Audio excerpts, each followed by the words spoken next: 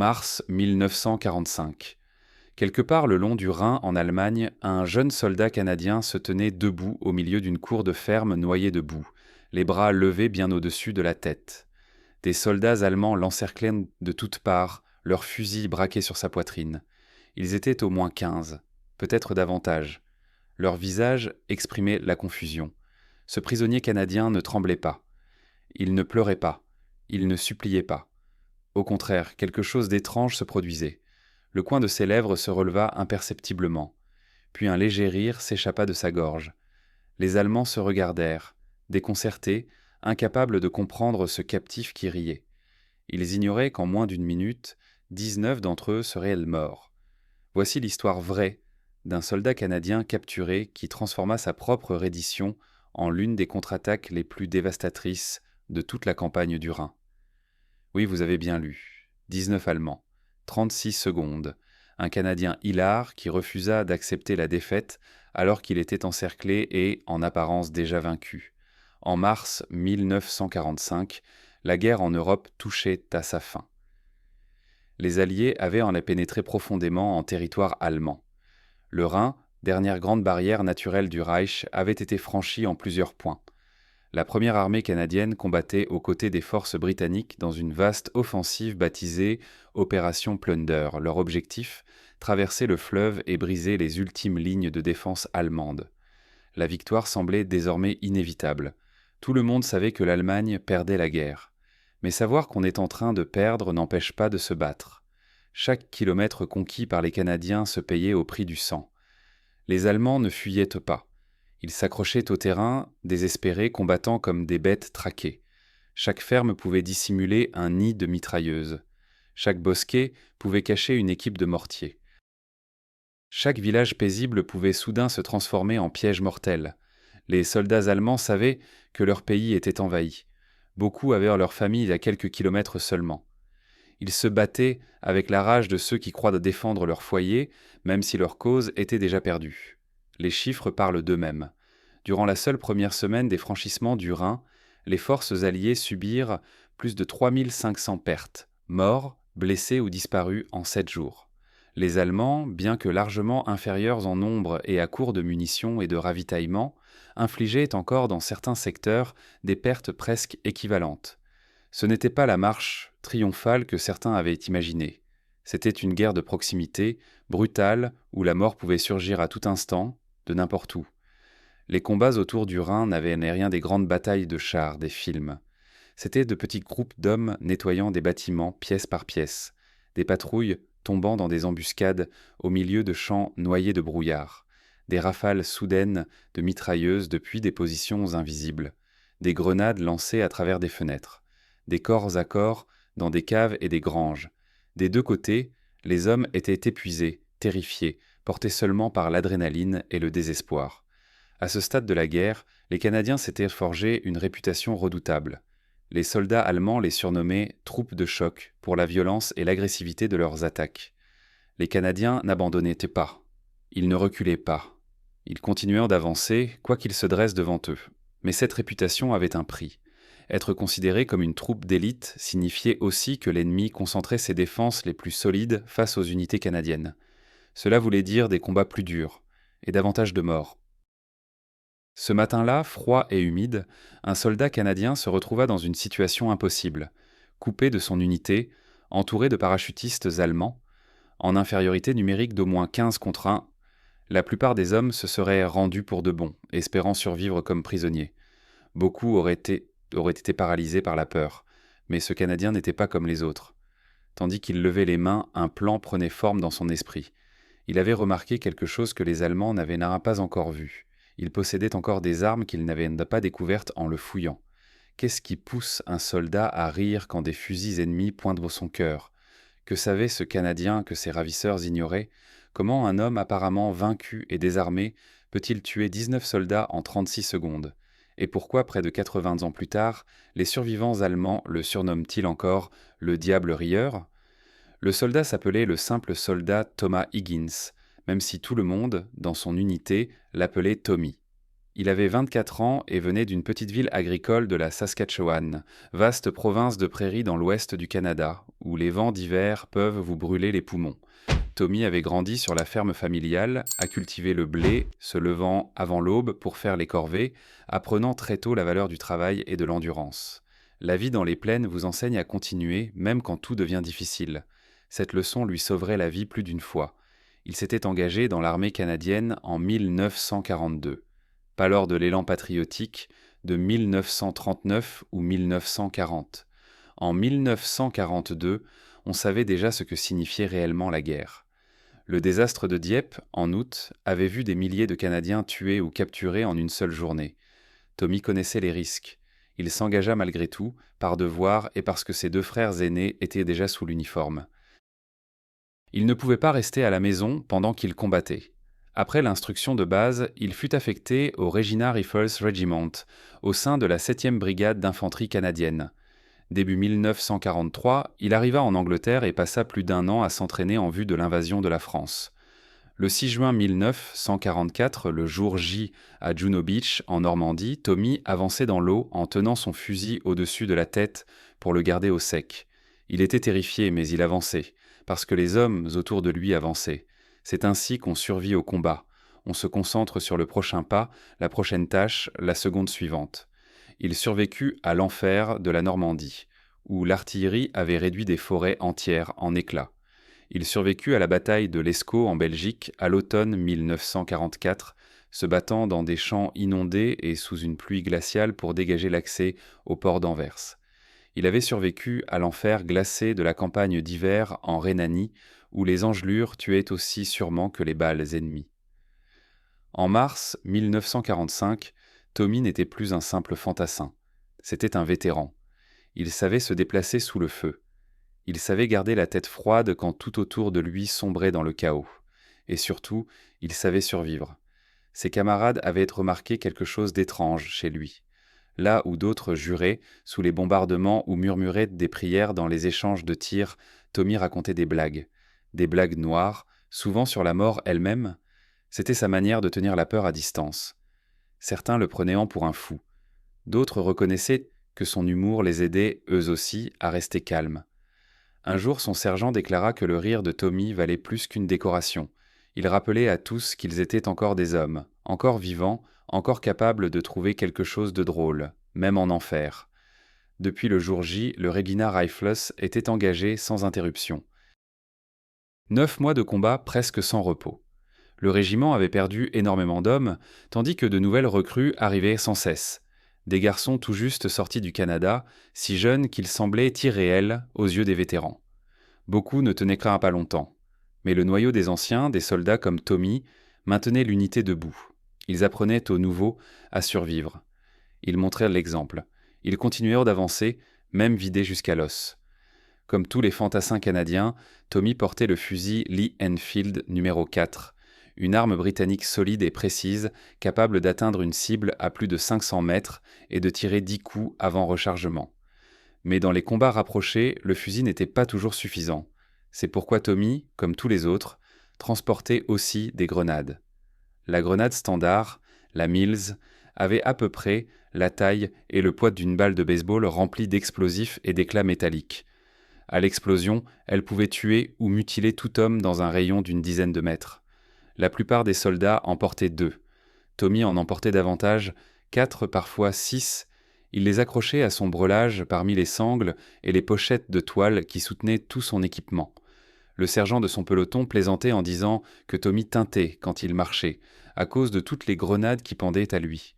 Tommy se moquait bien du poids supplémentaire. Il avait vu trop de situations où une seule grenade de plus faisait la différence entre la vie et la mort. Mieux valait porter quelques kilos en trop que se retrouver à court au moment crucial. Ce jour-là, en mars, sa section reçut l'ordre de fouiller plusieurs fermes près de la rivière. Les rapports affirmaient que la résistance serait faible. Les forces allemandes étaient censées s'être repliées de l'autre côté du fleuve pour établir de nouvelles lignes. Les fermes devaient être vides ou occupées par quelques retardataires. Les renseignements se trompaient. Un groupe de parachutistes allemands y avait installé des positions défensives. Ce n'étaient pas des soldats ordinaires, mais des troupes d'élite, Des vétérans passés par l'Afrique du Nord, la Normandie et le Rhin. Il manquait d'hommes, d'armes et de ravitaillement, mais ils étaient déterminés à ralentir l'avance alliée aussi longtemps que possible. Chaque heure gagnée permettait à d'autres unités de se retrancher plus à l'est. Ils n'avaient aucune intention de se rendre facilement. Ces fermes à l'apparence paisible avaient été transformées en pièges mortels, et la section de Tommy avançait droit dedans. Le matin était froid et humide, typique du début du printemps en Rhénanie. Un brouillard épais couvrait les champs comme un linceul gris, réduisant la visibilité à quelques dizaines de mètres. On ne voyait le danger qu'au moment où il était déjà trop tard. La section progressait lentement vers la première ferme, armes prêtes, les yeux de chacun fouillant fenêtres et portes à la recherche du moindre mouvement. Leurs bottes s'enfonçaient dans la boue à chaque pas. Un silence inquiétant pesait sur les lieux. Pas d'oiseaux, pas d'animaux. Juste ce calme oppressant qui hérisse la nuque. Il n'était plus qu'à une 50aine de mètres quand le monde bascula dans la violence. Des rafales éclatèrent de plusieurs points à la fois. Des éclairs jaillirent des fenêtres, de la grange, d'une position camouflée, derrière du matériel agricole qu'ils n'avaient même pas remarqué. Le martèlement caractéristique des MG-42 allemandes envahit l'air. Ces armes crachaient jusqu'à 1200 coups par minute, si vite que les détonations se fondaient en un seul rugissement continu comme du tissu qu'on déchire. 2 Canadiens tombèrent aussitôt, fauchés avant même de pouvoir réagir. Les autres se jetèrent vers le moindre abri. Certains atteignirent à un muret de pierre. D'autres roulèrent dans un fossé peu profond. Quelques-uns se plaquèrent dans d'anciens cratères d'obus, se collant à la boue froide. Les cris fusaient de partout. Le sergent hurlait des ordres, mais sa voix se perdait dans le vacarme. Les balles soulevaient la terre tout autour d'eux, sifflaient à quelques centimètres au-dessus de leur tête. Dans le chaos de l'embuscade, Tommy se retrouva séparé des siens. Il avait roulé dans une petite dépression du terrain, un creux naturel qui lui offrait juste assez de protection pour ne pas être touché. En se retournant, il vit ses camarades cloués au sol une trentaine de mètres derrière lui. Les mitrailleuses allemandes les maintenaient sous un feu constant. Quiconque levait la tête était immédiatement pris pour cible. Ils ne pouvaient ni avancer, ni reculer. Ils étaient coincés. Et la situation de Tommy était encore pire. Il se trouvait seul entre les positions allemandes et sa propre section. S'il restait là, les Allemands finiraient par lancer des grenades, ou par le contourner pour l'abattre. S'il tentait de ramper vers les siens, il lui faudrait traverser 30 mètres à découvert, sous le feu croisé de plusieurs mitrailleuses. C'était du suicide. Personne ne survit à une traversée pareille. Il ne restait qu'une seule option. Aller de l'avant. Attaquer. Seul. Face à au moins 15 soldats allemands solidement retranchés. À cet instant, la plupart des hommes auraient été paralysés par la peur. Beaucoup seraient restés immobiles, attendant un miracle. Mais dans l'esprit de Tommy, une idée prenait forme. Et pour qu'elle fonctionne, il fallait que les Allemands croient qu'il avait renoncé, qu'ils soient convaincus qu'il était fini. Il se redressa lentement, laissa tomber son fusil, leva les mains bien haut. Le même petit rire étrange lui échappa, tandis qu'il secouait la tête comme s'il n'en revenait pas de sa malchance. Les mitrailleuses se turent. Des voix confuses s'élevèrent en allemand. Tommy garda les bras levés, conserva ce sourire dérangeant et attendit. Un jeune lieutenant allemand sortit de la ferme, pistolet au poing, criant des ordres. D'autres soldats apparurent à leur tour, quittant leurs abris, fusils et pistolets et mitrailleurs braqués sur lui. Ils l'encerclèrent imprudemment, méfiants face à ce Canadien qui riait encore. Tommy les compta d'un coup d'œil. 19 visibles, tous à moins de 10 mètres. Parfait. Le lieutenant lança quelque chose en anglais approximatif à propos de reddition. Tommy hocha la tête sans effacer son sourire. Des mains le fouillèrent, brutalement. On lui arracha son couteau. On jeta ses chargeurs de rechange dans la boue. On vida ses poches. Rien. Et dans leur empressement, dans leur trouble devant ce prisonnier inhabituel, ils commirent l'erreur qui leur coûta la vie. Ils ne fouillèrent pas correctement sous sa vareuse. Ils ne virent pas la grenade encore accrochée à son brelage dissimulé dans les plis de l'uniforme. La tension se relâcha, des visages se détendirent. Ils venèrent de capturer un ennemi sans perdre un seul homme. Le lieutenant appelait déjà d'autres soldats, sans doute pour leur montrer leurs prisonniers. De nouveaux Allemands se rapprochèrent. Les armes s'abaissèrent. Certains souriaient. Quelques-uns riaient, même, soulagés. Ils se massèrent autour de lui, presque épaule contre épaule. Exactement ce que Tommy attendait. Il inspira profondément. Le sourire disparut. Ses bras retombèrent.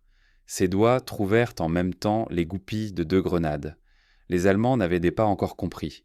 Ce court instant où l'œil voit, mais où l'esprit n'a pas encore reconnu le danger. Les goupilles sautèrent, une grenade dans chaque main. Le soldat le plus proche commença à lever son arme. Trop lentement. Beaucoup trop lentement. Tommy lança la première grenade vers le lieutenant et les hommes regroupés près de la porte de la ferme. Le geste était net, précis, forgé par des centaines d'exercices et des mois de combat. La grenade atterrit à leurs pieds. Avant même qu'elle touche le sol, sa main se refermait déjà sur une troisième. L'explosion déchira l'air et roula à travers les champs. Le lieutenant et au moins 5 hommes s'effondrèrent aussitôt. Les éclats transpercèrent les corps. L'onde de choc projeta d'autres soldats à terre. Des cris jaillirent.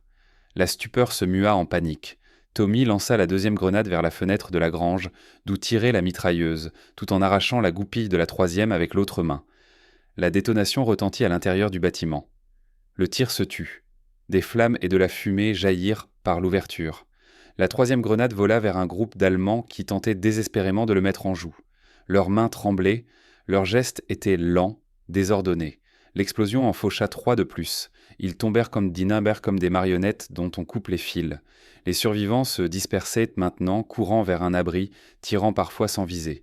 Tommy bougeait déjà. Il plongeait, roulait dans la boue pour devenir une cible instable. En roulant, il saisit sa quatrième et dernière grenade. Il en tira la goupille avec les dents.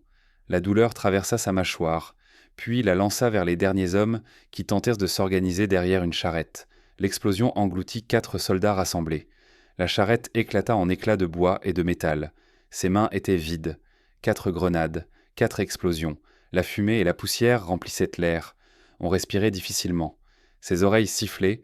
Tommy se projeta en avant, attrapa un fusil allemand tombé au sol, un Kar 98K, et le porta d'un geste fluide à l'épaule.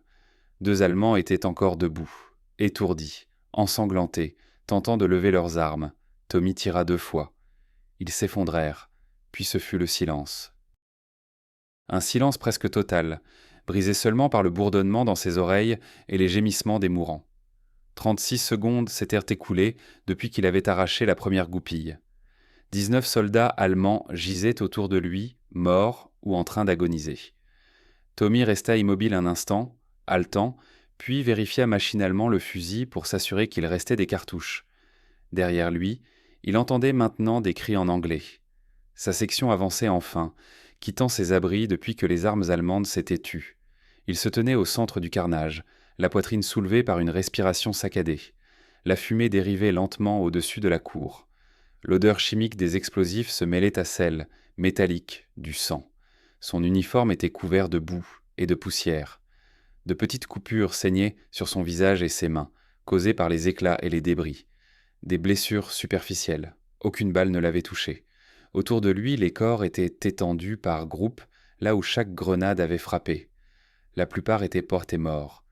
Quelques-uns remuaient encore, gémissant, au-delà de tout secours. Derrière lui, les hommes de sa section surgirent en mordant la cour. Ils s'arrêtèrent net.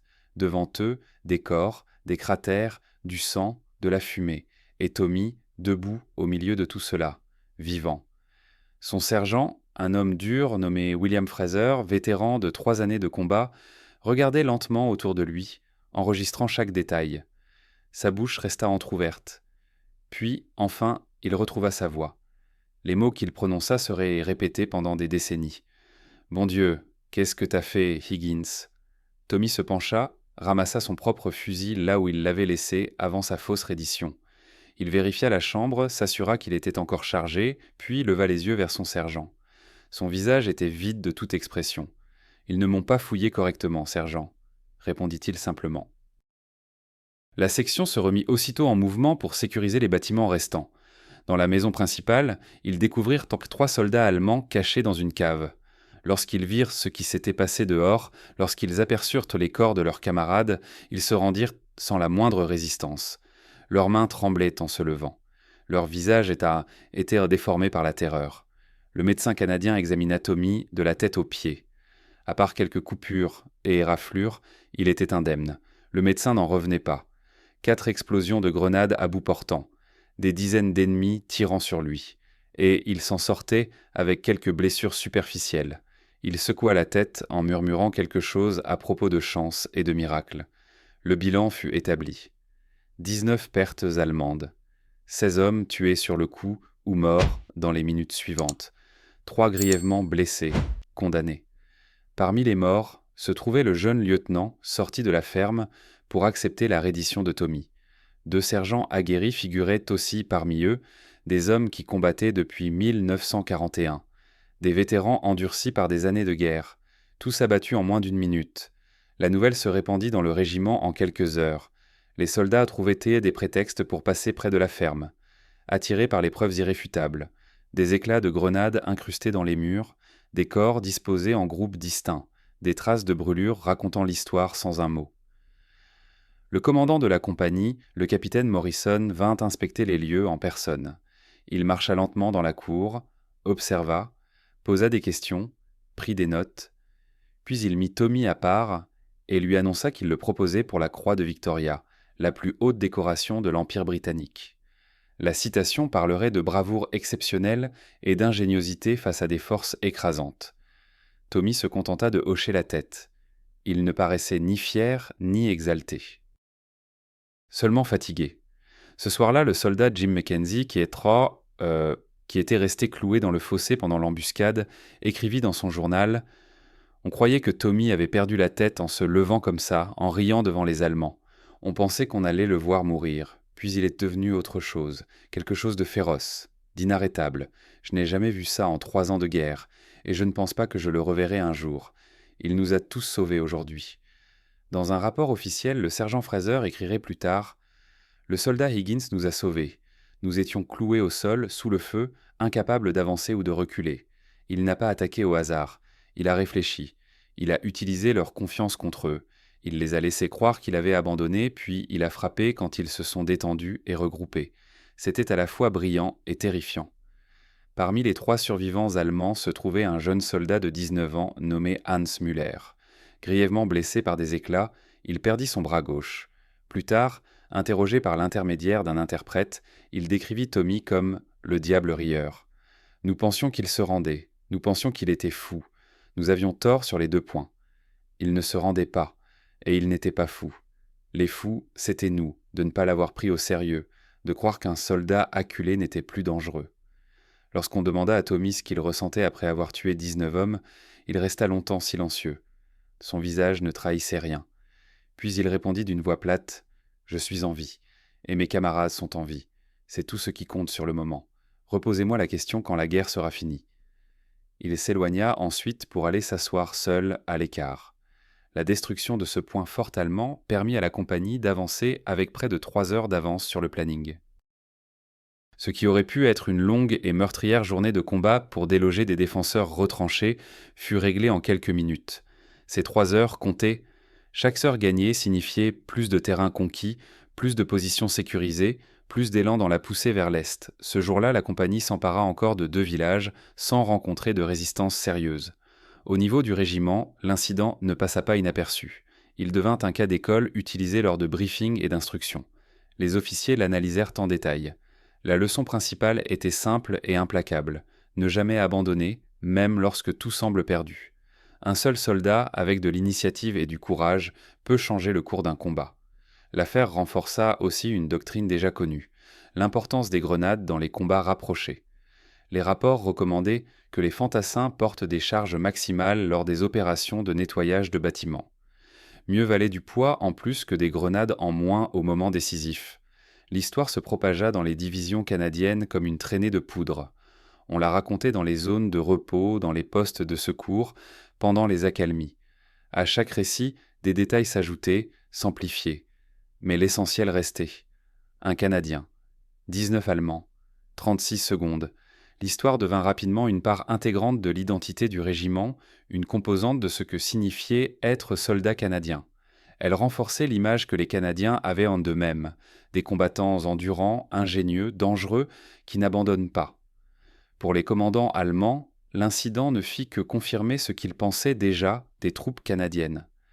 Les officiers du renseignement consignèrent l'affaire de la ferme dans leur rapport. Un compte-rendu divisionnaire allemand de la fin mars 1945 mentionnait explicitement la résistance fanatique et les tactiques agressives des Canadiens. L'action de Tommy y était citée comme preuve qu'il ne fallait jamais sous-estimer un adversaire canadien, pas même un homme qui semblait se rendre. Le rapport avertissait que les soldats canadiens étaient les formés à combattre individuellement avec une grande initiative, ce qui les rendait extrêmement dangereux, même isolés ou en infériorité numérique. L'impact moral fut profond, des deux côtés. Chez les Canadiens, l'histoire inspira une confiance nouvelle. Si un seul homme avait pu accomplir cela, que pouvait faire une section entière? Une compagnie? Le récit devint la preuve vivante que le courage et la lucidité pouvaient en compenser le nombre. Il validait l'entraînement offensif qu'ils avaient reçu. Côté allemand, l'effet fut inverse. L'épisode alimenta la conviction croissante qu'ils affrontaient un ennemi qui ne s'arrêterait pas, ne se rendrait pas, combattrait jusqu'au dernier homme. Cette idée était profondément démoralisante pour des troupes déjà épuisées et à court de tout. Sur le plan stratégique, un seul affrontement autour d'une ferme ne changea pas l'issue de la guerre. L'Allemagne capitulerait 8 semaines plus tard. Le Rhin avait déjà été franchi en plusieurs points. La fin était inévitable, mais cette histoire incarnait l'esprit de combat qui rendait l'avance alliée si implacable. Les forces allemandes ne pouvaient se permettre ni erreur ni relâchement. Chaque patrouille canadienne, chaque petit groupe, chaque soldat isolé représentait un danger mortel. Cette pression permanente, cette impossibilité de se sentir en sécurité, usait la résistance allemande plus vite que la seule puissance de feu. Plus tard, des historiens militaires comparèrent l'acte de Tommy à d'autres exploits individuels célèbres de l'histoire militaire canadienne. Il y eut le sergent Tommy Prince, soldat autochtone qui mena d'extraordinaires missions de reconnaissance en Italie, souvent seul derrière les lignes ennemies. Il y eut le caporal Leo Clark, décoré de la Croix de Victoria durant la Première Guerre mondiale pour avoir attaqué seul une position allemande. Ces récits devinrent des éléments du patrimoine militaire canadien, des exemples d'hommes ordinaires accomplissant l'extraordinaire lorsque les circonstances l'exigeaient. La recommandation pour la Croix de Victoria fut finalement rétrogradée en médaille militaire en raison de doutes concernant la légalité de sa fausse reddition au regard des lois de la guerre. Beaucoup estimèrent qu'il méritait la plus haute distinction. Tommy, lui, ne protesta jamais. Il portait la médaille quand le protocole l'exigeait, puis la rangeait dans un tiroir et n'en parlait presque jamais. Thomas Higgins survécut à la guerre. Il resta avec le Regina Rifles pendant les dernières semaines de combat, tandis que les forces alliées s'enfonçaient en Allemagne. À la fin d'avril 1945, son unité participa à la libération d'un petit camp de concentration, un lieu où les nazis avaient enfermé et assassiné des innocents. Ce que Tommy y vit le hanta toute sa vie. Il n'en parla jamais en détail, même à ses amis les plus proches, mais ceux qui étaient avec lui ce jour-là racontèrent qu'il pleura. Cet homme dur, qui avait ri face à la mort, qui avait tué 19 ennemis sans hésiter, se tint parmi les survivants et pleura. Le 8 mai 1945, Tommy se trouvait en Hollande lorsque l'Allemagne capitula. Autour de lui, la joie l'était immense. Les civils dansaient dans les rues. Les soldats s'embrassaient, riaient, pleuraient de soulagement. Tommy, lui, resta à l'écart, pensant aux hommes de son régiment qui n'avaient pas vécu assez longtemps pour voir ce jour, aux places vides, aux visages qu'il ne reverrait jamais. Il reçut sa médaille lors d'une cérémonie en juin 1945. Devant le régiment rassemblé, le commandant lui accrocha le ruban sur la poitrine. D'après les témoins, lorsque l'officier recula pour le saluer, Tommy murmura « Je préférerais que les gars qui sont tombés soient encore là, mon colonel. » L'officier, vétéran des 2 guerres mondiales, répondit simplement « Eux préféreraient que tu sois vivant pour te souvenir d'eux, soldat. » Tommy hocha la tête. Il ne dit rien de plus. À la fin de 1945, il rentra en Saskatchewan à bord d'un navire rempli de soldats démobilisés. Début 1946, il épousa Ruth, son amour d'enfance, qu'il avait attendu pendant plus de 3 ans, lui écrivant chaque semaine, parfois durant des mois, sans recevoir de réponse.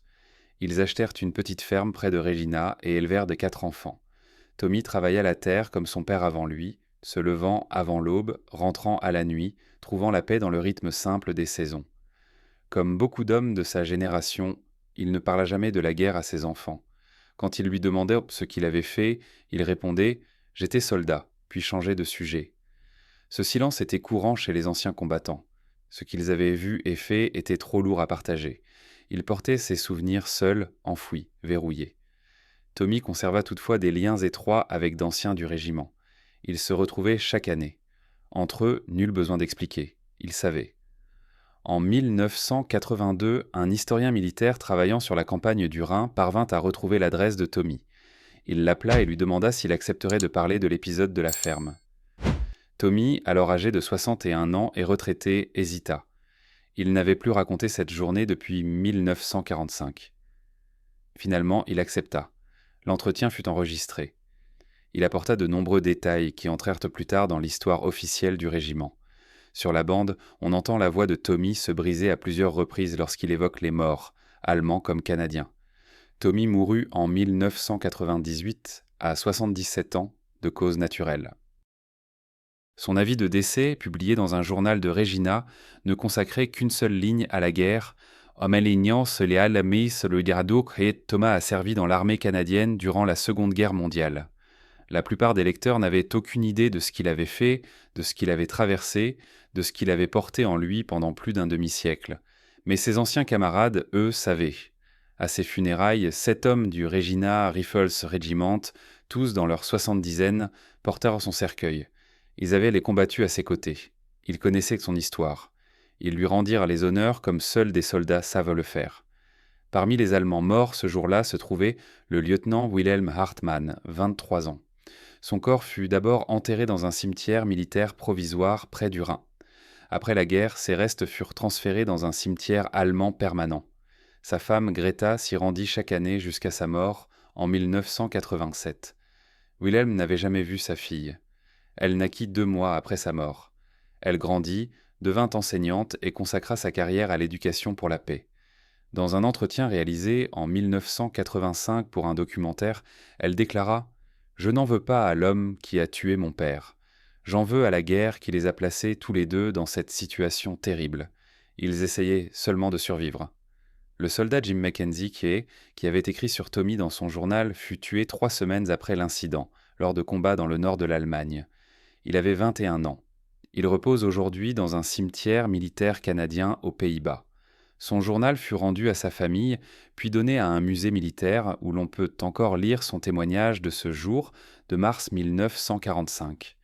Le sergent William Fraser survécut à la guerre et retourna en Nouvelle-Écosse. Il travailla comme pêcheur jusqu'à sa retraite, passant ses journées sur l'Atlantique. Sur sa cheminée trônait une photographie de sa section prise en mars 1945.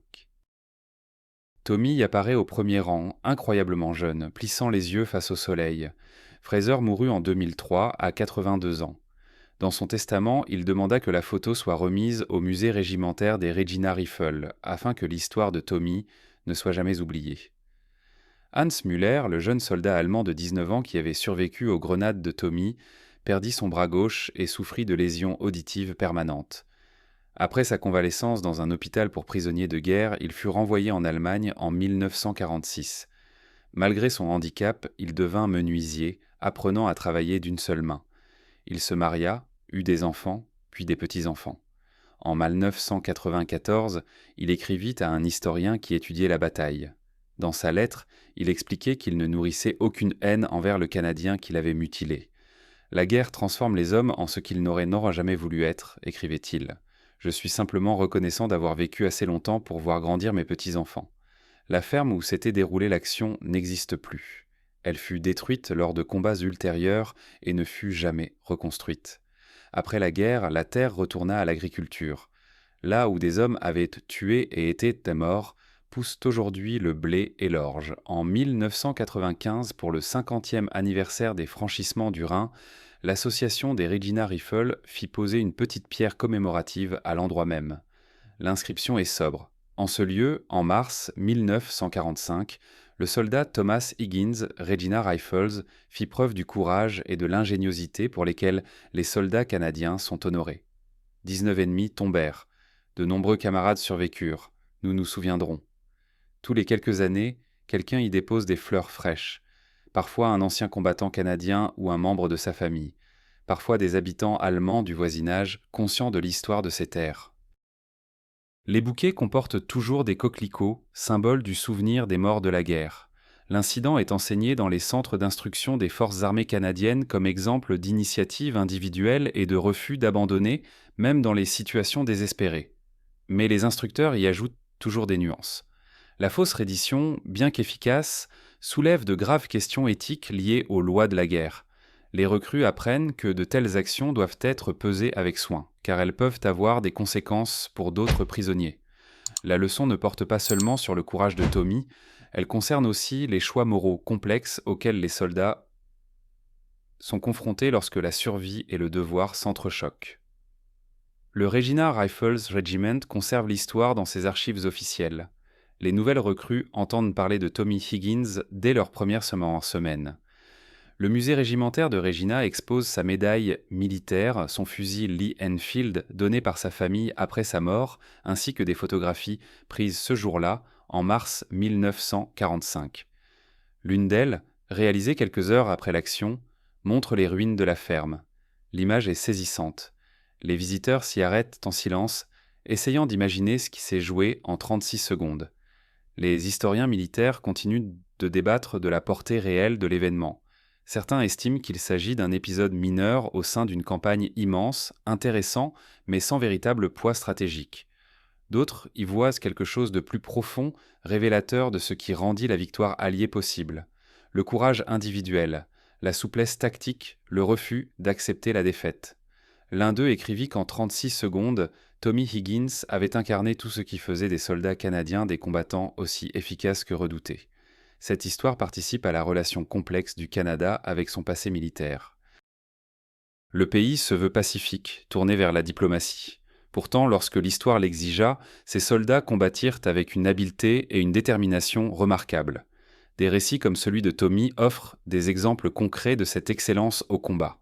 Ils aident un pays parfois mal à l'aise avec son identité militaire à comprendre ce que ces soldats ont accompli. Mais ce récit porte aussi un avertissement. La guerre exige des choses terribles de gens ordinaires. Tommy tua 19 hommes et porta ce poids pendant 53 ans. La victoire eut un prix que ni médaille ni monument ne peuvent mesurer. En 2015, pour le 70e anniversaire des franchissements du Rhin, un petit groupe se rassembla autour de la pierre commémorative en Allemagne. Parmi eux se trouvait la fille de Tommy, âgée de 68 ans. Elle avait apporté un enregistrement de l'entretien de 1982, celui où son père avait enfin parlé de cette journée. Elle en diffusa un extrait. La voix de Tommy, crépitante dans un haut-parleur portatif, se laissa porter par le vent au-dessus des mêmes champs où il avait combattu. Ces mots étaient choisis avec soin, comme ils l'étaient depuis toujours lorsqu'il parlait de la guerre. On me demande parfois si je suis fier de ce que j'ai fait ce jour-là. Fier n'est pas le mot que j'emploierai. J'ai fait ce que je devais faire pour survivre, et pour que mes camarades survivent. S'il y a quelque chose dont on peut être fier, c'est que certains d'entre nous s'en soient sortis et aient essayé de construire quelque chose de meilleur ensuite. Voilà le véritable héritage de ceux qui ont servi. Pas les morts, pas les médailles, mais ce que nous avons bâti après, les familles que nous avons élevées, les communautés que nous avons renforcées, la paix que nous avons tenté de préserver pour que d'autres n'aient pas à faire ce que nous avons fait. Lorsque l'enregistrement prit fin, la fille de Tommy ajouta quelques mots. Cependant, mon père était un homme doux, un homme bon, un voisin attentionné, un père aimant. Mais la guerre l'a forcé à faire des choses qui l'ont hanté toute sa vie. Il n'a jamais célébré ce qui s'est passé ici. Il s'en souvenait, honorait ceux qui sont morts des deux côtés et essayait de vivre d'une manière digne du fait d'avoir survécu. C'est tout ce que l'on peut faire face au terrible don que l'histoire nous impose. La guerre crée des instants d'une clarté brutale, vivre ou mourir, tuer ou être tué, agir ou disparaître. Dans cette ferme, en mars 1945, Tommy Higgins fit face à l'un de ces instants et prit une décision qui sauva sa vie et celle de ses camarades, au prix de 19 ennemis. Était-ce héroïque? Selon les critères militaires, oui. Était-ce tragique? Tout autant. La guerre n'offre pas de choix moraux simples. Elle impose la survie ou la mort. Et des hommes comme Tommy choisirent de survivre avec les moyens dont ils disposaient. Son héritage ne réside pas seulement dans ce qu'il fit ce jour-là, mais dans ce qui suivit. Tommy mena une bonne vie. Il fonda une famille, il servit sa communauté, il porta le poids de ses actes avec une dignité silencieuse et enseigna à ses enfants, non par des discours, mais par son exemple, que la force vaut plus que la violence, et que le courage signifie bien davantage que tuer. Au final, nous nous souvenons de Tommy Higgins non parce que la mort de 19 hommes serait matière à célébration, mais parce que son histoire dit quelque chose de vrai sur la guerre, son horreur, ses exigences, son coût et ces gens ordinaires poussés à accomplir l'extraordinaire parce que les circonstances ne leur laissent pas d'autre choix. Nous nous souvenons non pour glorifier, mais pour comprendre, non pour célébrer, mais pour honorer et peut-être apprendre. Comme le rappelle la pierre commémorative en Allemagne à tous ceux qui s'y arrêtent, n'oublions jamais. Nous nous souvenons non parce que la guerre est glorieuse, mais parce que le prix de l'oubli est trop élevé. Nous nous souvenons des Tommy et des Wilhelm, des survivants et des morts, des vainqueurs et des vaincus. Nous nous souvenons pour qu'un jour, peut-être, nous n'ayons plus jamais à raconter des histoires comme celle-ci.